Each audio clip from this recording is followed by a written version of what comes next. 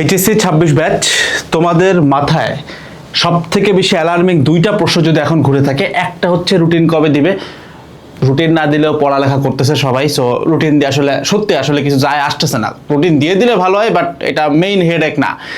আরেকটা সব থেকে বড় যেটা মাথায় ঢুকছে, এমসিকিউ। কেন আমি বলি, মানে প্রশ্নটা কেন আসছে আমি বলি।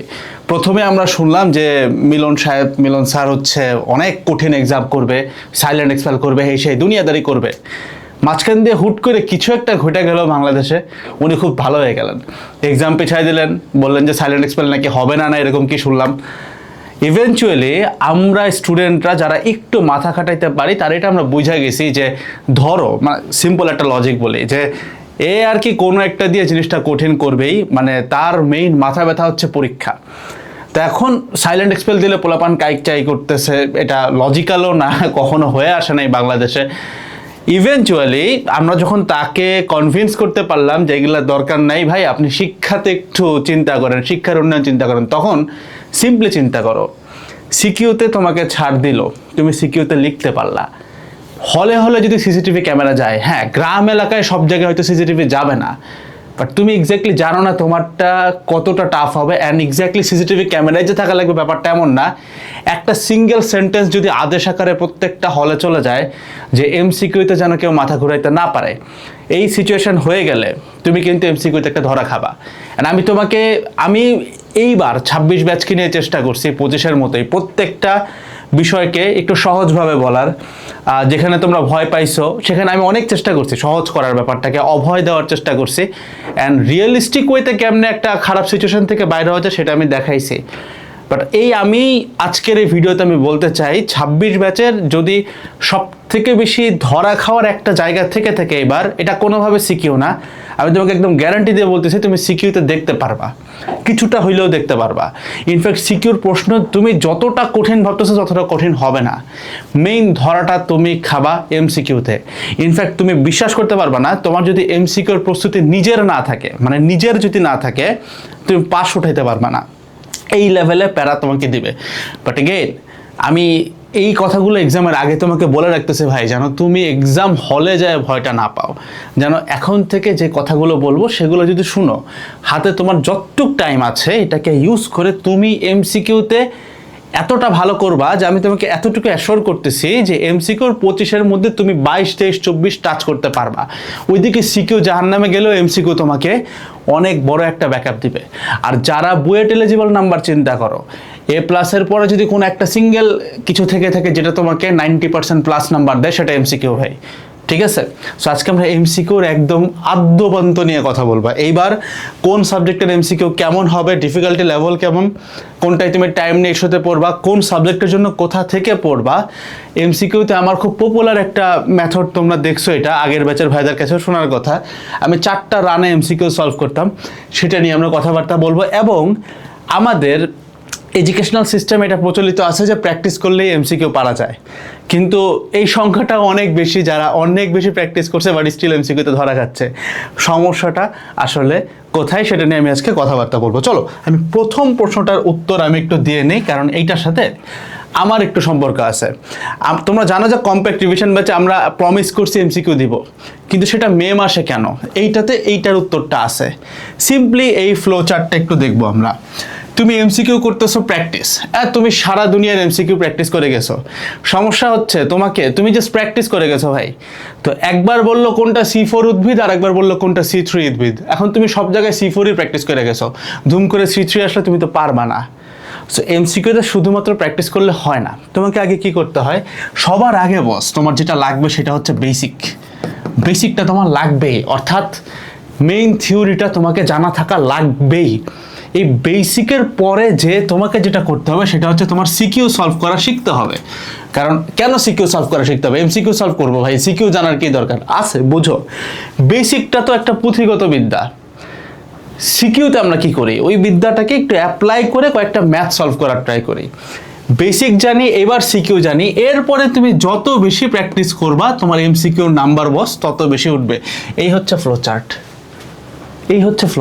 এখন বুঝো, আমি শুরুতে প্রমিস করে রাখছি যে ফিজিক্স ফার্স্টে আমরা তোমাকে জাস্ট 300টা এমসিকিউ দিব, ফিজিক্স সেকেন্ডে 300টা দিব, math first second 300, chemistry first second 300 সারা জীবন কম্প্যাক্ট রিভিশন ব্যাচ আমাদের সিকিউ সাপোর্ট দিয়ে আসছে, এইবার 26 ব্যাচকে এমসিকিউ সাপোর্ট দিবে। অ্যান্ড এটা আমি ক্যামেরার সামনে এসে বলতেছি, এগুলো রেকর্ড থাকবে তো, তাই না? আগের বারের মতো বলতেছি, এমসিকিউ আমি তোমাকে 21টা থেকে 22টা কমন দেবো, ওই 300টা দেখে গেলে হবে ইনশাল্লাহ। কিন্তু এটা আমি এত পরে দিচ্ছি কেন মেতে বলতেছি, কেন মেতে? কারণ এখন তোমার সময় হচ্ছে সিকিউ সলভ করার, এখন তোমার সময় হচ্ছে বেসিক ডেভেলপ করার। বেসিক আর সিকিউ যদি তোমার হাতে থাকে, সাথে যদি তুমি এই 4টে স্টেপ অ্যাপ্লাই করতে পারো, সাবজেক্ট ওয়াইজ ব্যাপারটা বুঝে যাও, এমসিকিউ ভাই এক তুরির খেলা। কিন্তু যদি তোমার এই ফ্লো চার্টটা না থাকে, এই যে প্রথমে বেসিক, দেন সিকিউ, দেন এমসিকিউ প্র্যাকটিস করব, এই ফ্লো চার্ট না থাকলে ভাই তোমাকে 1 লক্ষ এমসিকিউ আমি দিয়ে দেবো, স্টিল তুমি কমন পাবা না, স্টিল তুমি পরীক্ষায় ভুল করবা। Because this is the process ভাই। কেউ শুধু এমসিকিউ প্র্যাকটিস করে যায় না, সে এমসিকিউটা সলভ করার আগে অ্যাটলিস্ট তার মিনিমাম বেসিকটা লাগে। তুমি আজকে বিন্যাস সমাবেশের এমসিকিউ সলভ করতেছো, লাভ নাই যদি না তুমি বিন্যাস সমাবেশের বেসিকটা জানো। সো এখন এই মুহূর্তে বেসিক ডেভেলপ করার টাইম। এইটা হচ্ছে যে বলে না যে T20-র মতো একদম লাস্ট ওভারে খেলা ঘুরে যায়। সো আগে বেসিক, দেন সিকিউ, দেন এমসিকিউ প্র্যাকটিস, ঠিক আছে? প্রশ্ন আসছে কোথা থেকে প্র্যাকটিস করবো ভাই? সবাই তো কম্প্যাক্ট রিভিশন বেচা নাই, আমি থাকতে বলতেছিও না, তুমি বাসায় বসে প্র্যাকটিস করতে পারো। কই থেকে আমি তোমাকে বলে দিই।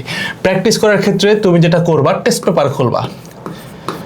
ভাই আমার কাছে টেস্ট পেপার নাই, আমি এসিএস এর কম্প্যাক্ট সিরিজ কিনছি বা উদ্ভাসের ফাইনাল মডেল টেক্সট বুক কিনছি, কোনো সমস্যা নেই ভাই। তুমি বোর্ড কোশ্চেনের জাস্ট এমসিকিউ সলভ করে যাও।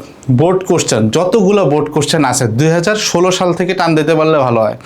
16, 17, 18, 19, 20, 21, 22, 23, 24, 25 এতগুলো সালে টোটাল এমসিকিউ তুমি যদি চিন্তা করো, এক পেপারেই তুমি সবগুলো চ্যাপ্টার যোগ করলে, জাস্ট বোর্ড কোশ্চেন যদি তুমি চিন্তা করো, এমসিকিউর সংখ্যা মনে হয় ভাই এক পেপারে 1,500 হয়ে যেতে পারে, আমার যতটুকু গেস। হ্যাঁ, ওইটাকে আমরা 300 বানাইছি ছোট করে। So that is an analysis process, ভিতরে 4-5টা স্টেপ, এর মধ্যে 3টে স্টেপ আমার নিজের, বাকি 2টা টিমের।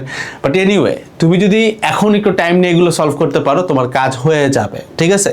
সো যারা প্রশ্ন করতেছো কই থেকে সলভ করবো ভাই, বোর্ড কোশ্চেন থেকে, টেস্ট পেপার না, বোর্ডের এমসিকিউ সলভ করে যাও। বোর্ডের এমসিকিউ সেটা তোমার এসিএস এর কম্প্যাক্ট সিরিজেও আছে, উদ্ভাসের বইতেও আছে, টেস্ট পেপারেও আছে। অ্যান্ড ওইটারে কেমনে ছোট করবা বস, এটা তুমি একটু করে নাও প্লিজ।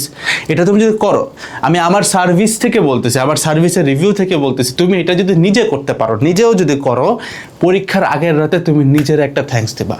বিকজ তুমি দেখবো অনেক কিছু গুছায় আসছে, অনেক কিছু। সিকিউ তোমার এমনি আসবে লাইনে, এমসিকিউ আসবে না, সেটা গুছাইতে হবে। সেটা হচ্ছে কই থেকে পড়বো, ফ্লো চার্ট কি বুঝছি। এইবার আসলে সাবজেক্ট ওয়াইজ দেখি, লাস্টে হচ্ছে আমরা এইটা দেখবো, রানটা। এটা একটু এক্সপ্লেন করতে হবে আমার, তুমি একটু ওই জায়গাটা টান দিয়ে দেখো যদি এটা তুমি আগে থেকে জানো। বাট আমি একটু বলি, টাইম নিয়ে প্যারা খাবা কিসের? টাইম নিয়ে আমরা মেনলি প্যারা খাই বস ফিজিক্স আর ম্যাথে। এইখানে টাইম নিয়ে প্যারা খাই না এমন লোক নাই। ফিজিক্স ম্যাথে আমরা মেইন প্যারা হচ্ছে টাইম। ফিজিক্স ম্যাথে যদি কেউ সিকিউ সলভ করতে পারে, বেসিক জানে, সে এমসিকিউতে জীবনেও ধরা খাবে না, সে ধরা খাবে কোথায়? টাইমে ধরা খাবে। On the other hand, chemistry biology শুধুমাত্র সিকিউ জানলে হবে না, অনেক প্র্যাকটিস লাগবে, তাইলে তুমি পারবা। সো কেমিস্ট্রি বায়োলজি আর ইংলিশ বাংলা আইসিটির যেখানে যেখানে এমসিকিউ আছে, এখানে তোমার টাইম কোনো ফ্যাক্টর না, এটা পুরোটাই প্রিপারেশনের খেলা। বোর্ডের এমসিকিউগুলো দেখে গেলে আমি বলতেছি প্রায় 1-1.5 হাজার এমসিকিউ তুমি যদি দেখে যাও, তুমি এখান থেকে প্রায় 19টা থেকে 20টার মতো কমন পেয়ে যাবা, পাবা। আমি বলতেছি পাবা, এটা করে যাও, তুমি পাবা। কিন্তু হ্যাঁ, এটা টাফ, তুমি বুঝতেছো তো। এক পেপারে 1,500 করে চিন্তা করো তো, এমসিকিউ কয়টা হয়? এখানে 2টা আছে, এখানে 2টা আছে, এখানে 2টা আছে, 6টা পেপার, এখানে 8টা পেপার। সো 8ই চিন্তা করো না, 8 × 1500 কত হয়? প্রায় 12,000 আইকেস, তাই না? বুঝতেছো তো? এই হচ্ছে সমস্যাটা। সো নাম্বারটা একটু বেশি, তোমাকে এটাকে কম্প্যাক্ট করে ছোট করতে হবে, এই হচ্ছে তোমার কাজ, ঠিক আছে? মানে আমি আমাদের স্টুডেন্টদেরকে বলছি ভাই, ক্লাস এমসিকিউ ক্লাস দিব আমরা এক পেপারে, ক্লাস দেখা লাগবে না, স্লাইড নামায় জাস্ট সলভ করে যাও, পারলে ক্লাস দেখো, ঠিক আছে? So that's the thing, you have to make it compact. এটা তুমিও যদি করো, তুমি রাতের বেলা নিজের একটা থ্যাঙ্কস দিবা। পরীক্ষার আগের টাইমটা অনেক ঠান্ডা লাগবে। 2,500 এমসিকিউ, এই 13,000 এমসিকিউ তোমার কয়েকশোতে নেমে আসবে, বুঝতেছো? এবার আসো, এই হচ্ছে তোমার টাইমের ব্যাপারটা। এখন এই টাইম ব্যাপারটা সলভ করা যায় কেমনে ভাই? আমাদের রানের থ্রুতে। রান ব্যাপারটা কি ভাই? অ্যাডমিশনে যারা তোমরা বড় ভাইদের বিভিন্ন ভিডিও দেখছো, তোমরা জানো রান মেথডটা কি। কোশ্চেন 1 নাম্বার থেকে লাস্ট পর্যন্ত একবার যাওয়াকে রান বলে। একবারে আমি সব সলভ করব না, বাট একবার আমি যাব, দেখব, যে কয়টা সলভ করতে পারি সে কয়টা সলভ করব। এই রানের ব্যাপারটা অ্যাডমিশন টেস্টে অ্যাপ্লিকেবল, তোমার সিকিউর ক্ষেত্রে ওইভাবে অ্যাপ্লিকেবল না, সিকিউতে তুমি চুজ করার মতো টাইম পাবা, বাট এমসিকিউর ক্ষেত্রে এটা খুবই ইম্পর্টেন্ট। এবং আমি তোমাকে একদম লিখে দিচ্ছি, এই গ্রাফগুলো খুবই ইম্পর্টেন্ট। তুমি যদি 3টা রান দিতে পারো এমসিকিউতে, তাহলে তোমার নাম্বার অটোমেটিক্যালি 20+ উঠে যাবে। এবং তুমি যদি কোনোভাবে 4টা রান দিতে পারো, তোমার এমসিকিউ নাম্বার 23 থেকে 25 যাবে, অর্থাৎ 4বার কোশ্চেনকে দেখতে পারো। প্রশ্ন আইসা পড়ছে, আমি জানি যে ভাই আমার তো 1 রানই দিতে পারি না, আমি তো এমসিকিউর দিকে তাকায় বসে থেকে এমসিকিউ কি করে আমি বুঝি না, সলিউশনটা কি? আসো একটা ছোট্ট সলিউশন দিয়ে এগুলো অ্যাডমিশনে বলে আমি তোমাদেরকে এখন বলে রাখতেছি। তোমার কোশ্চেন দেওয়া আছে, ঠিক আছে, একটা বস্তু স্থির অবস্থা থেকে এত ত্বরণে এত বেগে এভাবে যায়, বিশাল একটা জিনিস, কোনো প্যারা নাই, কলম হাতে নিছি, কোশ্চেনের উপরে আন্ডারলাইন। ভাই প্রশ্নে দাগাইলে সমস্যা হবে? কোনো সমস্যা হবে না। প্রশ্নে উত্তর দাগাইস না ভাই, উত্তরের পাশে ছোট্ট করে একটা এরকম ফোঁটা দিবা, কিচ্ছু হবে না। প্রশ্নে তুমি দাগাইলে কোনো সমস্যা নাই, ঠিক আছে? আবারও বলতেছি, এটা কোনো সমস্যা নাই। তোমাকে গার্ড এসেও বলবে যে কোশ্চেনের কিছু লেখো না, এটা কেন লিখতে না করে? কারণ অনেকে লিখে কোশ্চেন পিছনে দিয়ে দেয়।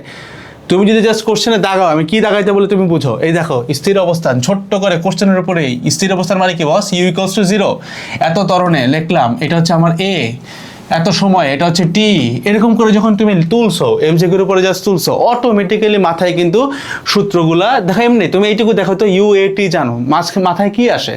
2টা সূত্র আছে, v = u + at অথবা s = ut + half-at², অটো চলে আসে। তো আমাদের সমস্যা হচ্ছে আমরা এটা করি না, আমরা পুরো অনুধাবন করার ট্রাই করি। ভাই এমসিকিউতে বোঝার মতো টাইম নাই, তোমাকে আগে এটা তুলতে হবে, তারপরে তুমি অটো বুঝবা। সো এই হচ্ছে প্রসেস, বুঝছো? একটা এমসিকিউ অ্যাপ্রোচ করে কেমনে, এই হচ্ছে প্রসেস। এবং এইটাকে অ্যাডমিশনে আমি এটাকে 30 সেকেন্ড রুল বলি, তোমার কাজে আসবে। 30 সেকেন্ড রুল কি? 30 সেকেন্ড রুল হচ্ছে এটা টাইপ আইডেন্টিফায়ার। প্লিজ এগুলো একটু বুঝো। 30 সেকেন্ড রুল কি? প্রথমেই একটা এমসিকিউর দিকে তাকায় আমি ডেটাগুলো এরকম করে মার্ক করে যাব, প্রশ্নের উপরে লিখে যাব। এবার আমার ঘড়ির কাঁটার 30 সেকেন্ডের মধ্যে আমাকে এটা আইডেন্টিফাই করতে হবে যে এই জিনিসটা আমার কয় নাম্বার রানে সলভ হবে। জাস্ট 30 সেকেন্ডের মধ্যে, নট মোর দ্যান দ্যাট। এবার দেখো 30 সেকেন্ড আমি কেমন আইডেন্টিফাই করবো। যদি 30 সেকেন্ডের মধ্যে আমি দেখি আমি 1 থেকে লাস্ট পর্যন্ত যাচ্ছি এমসিকিউ, রান 1-এ আসি, 30 সেকেন্ড হচ্ছে আমার আইডেন্টিফিকেশন টাইম। আমি ওইটা মার্কও করছি এবং আমি ভাবতেছিও এটা আমি করতে পারবো কিনা, কোন মেথডে যাবে। পুরো টাইম কতটুকু পাইছেন বস? 30 সেকেন্ড। এই 30 সেকেন্ডে ভাবতে হবে, এই প্রথমে ভাববা এটা কি ক্যালকুলেটর দিয়ে সলভ করা পসিবল কিনা। প্রথম রানে তোমার টার্গেট থাকবে শুধুমাত্র ক্যালকুলেটর সলভ করা, ক্যালকুলেটর নিয়ে অজস্র ভিডিও তুমি ইউটিউবে পাবা, কাজে রাকিবুল ভাইয়ের ভিডিও আছে ভাই, ঠিক আছে, দেখো। আর আমি আমার কোর্সের মধ্যে একটা 37 মিনিটের কন্টেন্ট অ্যাড করে দেবো ক্যালকুলেটরে, সো ওইটাও তোমাকে কাজে আসবে। ক্যালকুলেটর আগে দেখবা ক্যালকুলেটর দিয়ে করা যায় কিনা।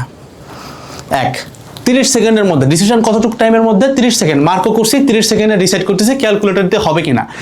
ম্যাথমেটিক্যাল এমসিকিউর ক্ষেত্রে হইলে হবে, না হইলে কি করবো ভাই?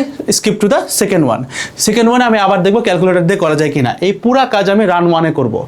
গ্যারান্টিড থাকো ফিজিক্স আর ম্যাথের ক্ষেত্রে ক্যালকুলেটর তুমি ইউজ করে সলভ করতে পারবা। জাস্ট ক্যালকুলেটর, একটা পেনও খাতায় পড়বে না, জাস্ট ক্যালকুলেটরে সলভ করতে পারবা। এরকম এমসিকিউ তুমি 10 থেকে 15টা পাবা।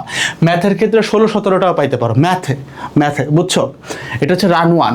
30 second I have to identify আমি এটা ক্যালকুলেটর দিয়ে করতে পারবো কিনা। শেষ, রান 1 শেষ। ক্যালকুলেটর দিয়ে যা করা যায় করতে পারছি, সব আমি নিজে এমনিও পারবো না, যেগুলো পারছি করে ফেলাইছি। রান 2, অর্থাৎ আবার 1-এ চলে গেছি। এবার আবারও 30 সেকেন্ডের মধ্যে আমি, এবার কিন্তু মার্ক করা হয়ে গেছে, এবার কিন্তু সবগুলো কোশ্চেন, প্রথম রানে কিন্তু আমার সবগুলো কোশ্চেনে কোনটা কি ডাটা দেওয়া এরকম উপরে ছোট্ট করে লিখে আমি মার্ক করে গেছি। এবার সেকেন্ড রানে এসে ওই 30 সেকেন্ডের মধ্যে আমি আবার চিন্তা করতেছি এইটা কি আমি অপশন টেস্ট অথবা অপশন এলিমিনেশনের মাধ্যমে করতে পারি কিনা। অপশন টেস্ট কি ভাই? এই একটা তোমার ত্রিকোণমিতিক সমীকরণ দেওয়া আছে, অ্যাঙ্গেল কোনটা, 4টা অ্যাঙ্গেল বসায় দেখো কোনটা মিলে, ঠিক আছে? 2টা সরলরেখা কোন বিন্দুতে ছেদ করছে, বিন্দু দিয়ে সিদ্ধ করে দেখো কোনটা মিলে। কোন 2টা সরলরেখা পরস্পরের উপর লম্ব, ধরো একটা বিন্দু দেওয়া আছে, এখন ওই লম্ব বিন্দু কোনটা, যেই বিন্দুটা তোমার এই 2টা সরলরেখাকেই সিদ্ধ করে সেটাই লম্ব বিন্দু। তোমাকে বসে ছেদবিন্দু বের করার দরকার নাই। এই যে অপশন টেস্টের সিস্টেমটা, এইটা তোমাকে এবার অ্যাপ্লাই করতে হবে। আবার অপশন এলিমিনেশন, ভাই কোনটা পৃথিবীর ঘূর্ণনের কারণে পরিবর্তিত অভিকর্ষ ত্বরণের মান। জি এর ভ্যালু দেওয়া আছে, একটা হচ্ছে 10,000, একটা হচ্ছে 1000, একটা হচ্ছে 900, আর একটা হচ্ছে 9.67। সেই ধরো সো ভাই জি এর মান তো আর কোনোভাবে 10,000 1,900 হবে না, তাহলে উত্তর কত? 9.67 শেষ। এটিকে বলে অপশন এলিমিনেশন, অর্থাৎ বাকিগুলো বাদ দেওয়া। এবার এর সাথে কয়েকটা স্ট্র্যাটেজি অ্যাড করা যায়, যেমন আমি বলে রাখি এগুলো যদি আমি স্ট্র্যাটেজিক্যাল প্রেপ হিসেবে অ্যাড করি কম্পিটিশন ব্যাচে প্রতিবারই বলে দেয়। অপশন এ এলিমিনেশন কি তোমার কাজে আসবে শোনো। অপশন এ হচ্ছে টিচাররা ইচ্ছা করে ক্যালকুলেশন করে এমসিকিউর প্রথম অপশনটা ভুল করে রাখে।